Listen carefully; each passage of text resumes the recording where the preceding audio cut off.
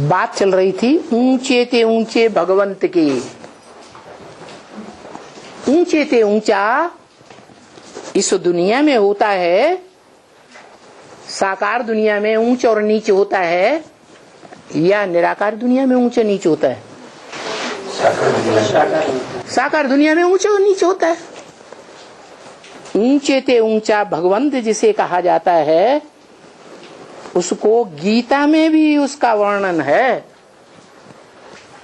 और गीता सबके पास पहुंची कि नहीं पहुंची? पहुंच तो गई, लेकिन दिल नहीं लग रहा है उसमें। उसमें एक श्लोक आया है, वहां बताया गया है कि दो प्रकार की आत्माएं दुनिया में हैं सामान्यतः। क्षरित होने वाली, नष्ट होने वाली, शक्ति क्षीण करने वाली क्षरित आत्माएं, और एक है अक्षर। आ माने नहीं, क्षर माने क्षरित नहीं होती।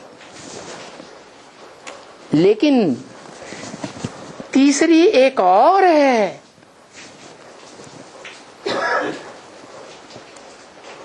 जिसके लिए गीता में बोला है परमात्मा इति उदाहृत, जिसे परमात्मा कहा जाता है। क्या? आत्माओं के बीच में कैसा पार्ट बजाने वाली? परम पार्टधारी, हीरो पार्टधारी, जिसकी यादगार सोमनाथ मंदिर में पत्थर के लिंग में हीरा दिखाया गया। वो हीरा शिव की यादगार हो सकती है या नहीं हो सकती है? हो सकती है। हीरा पत्थर होता है, हीरा पत्थर होता है या चैतन्य बुद्धि होता है? जितने भी नवरत्न हैं, बाबा बोले कीमती हीरा है, फिर भी पत्थर है। पत्थर है ना। और शिव पत्थर बुद्धि बनता है? बनता है। शिव तो पत्थर बुद्धि बनता ही नहीं, न वो पारस बुद्धि बनता है। अगर कोई कहे कि पारस बुद्धि बनता है, तो सवाल होता है कब बना और किसने बनाया? वो तो सदा शिव है, वो बनता नहीं है, उसे बनाने वाला कोई है नहीं। ये ड्रामा में नूद है उस आत्मा के लिए। बाबा अभी तक वो शिवलिंग में, सोमनाथ की शिवलिंग में जो हीरा दिखाया था, वो तो अभी तक हमारे समझ में था। ऊपर वाले ज्योति जो शिव है, उनकी यादगार। तुम्हारे अकेले की समझ में, सारे ब्रह्मा कुमार कुमारियों की बुद्धि में। इसीलिए तो बाप कहते हैं दुनिया की टिक टिक करते रहते हैं त्रिमूर्ति के चित्र में समझाने के लिए। मैं कहता हूं कि त्रिमूर्ति के चित्र में ऊंचे ते ऊंचे बाप का परिचय दो। ऊंचे ते ऊंचे बाप का परिचय देते ही नहीं, टिक टिक करते रहेंगे कार्तिक की तरह।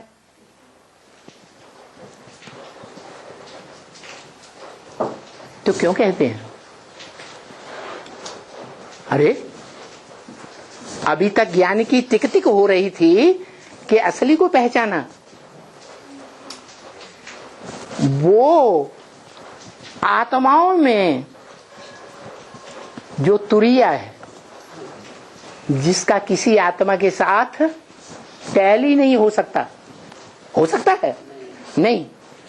वो बता रहा है। क्या क्या बता रहा है? बाप का परिचय दो। टिक टिक करते रहते हैं, बाप का परिचय देते ही नहीं। इसका मतलब क्या है? बार बार वो बात मुरली में आती है।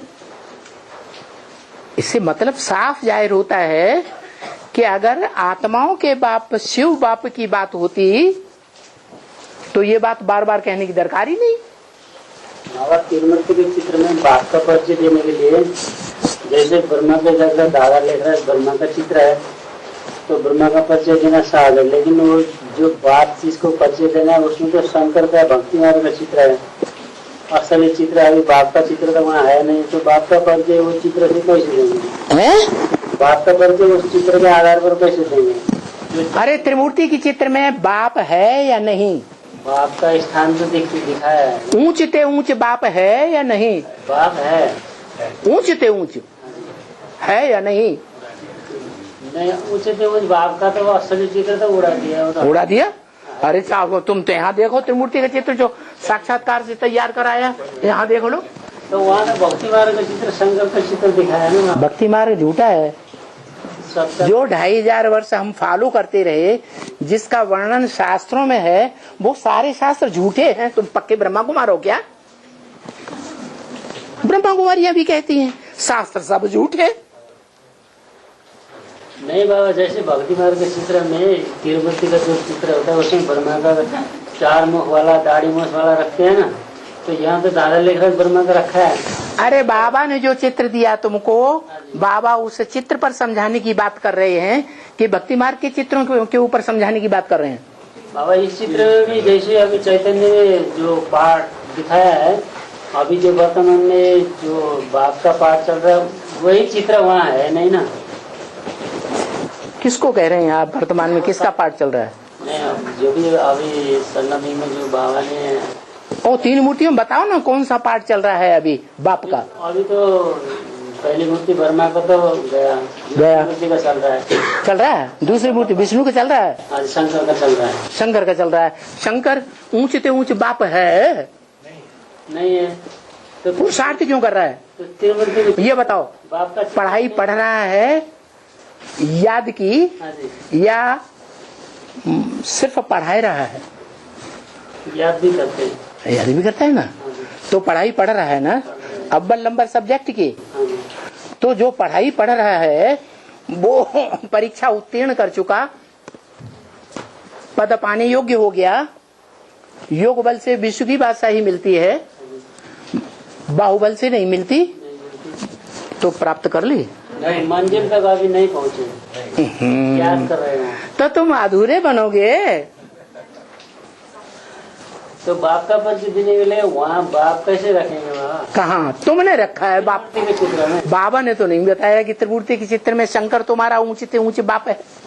तो किसको दिखा कर वो परिचय देना? वो ही है ऊंचे ऊंचे बाप, जिस एक के लिए संस्कृत के श्लोक में बोला तुम माने तू एक ही मेरा बाप है, तू एक ही मेरा माता है, तू एक ही मेरा सर्व संबंधी है। वो इस त्रिमूर्ति के चित्र में जो साक्षात्कार से बनाया गया वो कौन है? वो चैतन्य चित्र वहाँ नहीं रखा है। माने वो मर गया, वो मुर्दा है। वो दुनिया में तो है, लेकिन वो चित्र जो दिखा है की बात नहीं, रहेगा या नहीं रहेगा? तो कौन है वो? अभी भी है, रहेगा भी, पहले भी था, वो तीनों काल में है। इसलिए उसको गीता में बोला ना सतो विद्यते भावो ना भावो विद्यते सतः। जो सत्य है उसका कभी अभाव नहीं होता, जो झूठ है वो लोप हो जाता है। जैसे दुनिया के जो भी झूठे धर्मखंड हैं, धर्म पिताओं के द्वारा स्थापन किए हुए, चीन जापान बौद्धी धर्मखंड, यूरोप अमेरिका क्रिश्चियन धर्मखंड, अफ्रीका और अरब देश मुस्लिम धर्मखंड, ये सब लोप हो जाएंगे। वो अविनाशी धर्मखंड नहीं है, वो सत्य नहीं है। ऐसे ही एक बाप है जो मुरली में बता दिया, इस सृष्टि पर कोई चीज सदा कायम नहीं है, सिर्फ एक शिव बाबा ही है। शिव बाप नहीं कहा, वो शिव बाबा अभी भी है, आगे भी रहेगा और पहले भी था। तीनों कालों में वो है इस सृष्टि पर, नदारद होता ही नहीं। और शास्त्रों में भी मान्यता है उसकी।